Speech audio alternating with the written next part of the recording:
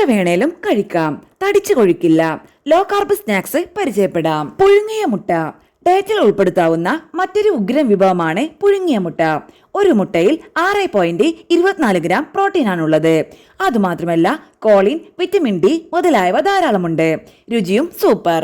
Olive ഉപ്പിലിട്ടത് എന്തെങ്കിലും കഴിക്കണമെന്ന് കൊതി തോന്നുന്നുണ്ടെങ്കിൽ പേടിക്കാതെ ഒലിവ് കഴിച്ചോളൂ.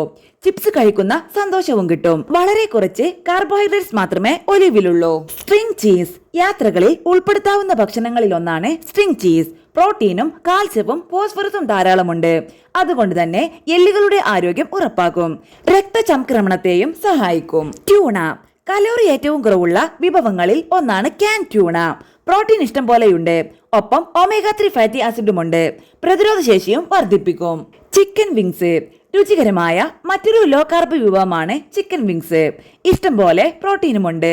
ബേക്ക് ചെയ്തോ ഗ്രിൽ ചെയ്തോ എയർ ഫ്രൈ ചെയ്തോ കഴിക്കാം. എഗ് വൈറ്റ് റാപ്പ് മുട്ടയിലെ മഞ്ഞക്കുരു ഒഴിവാക്കി വെള്ള മാത്രം ഉൾപ്പെടുത്തിക്കൊണ്ടുള്ളതാണ് egg white wrap. Low carb പരീക്ഷിക്കുന്നവർക്ക് ധൈര്യമായി കഴിക്കാവുന്ന വിഭവം.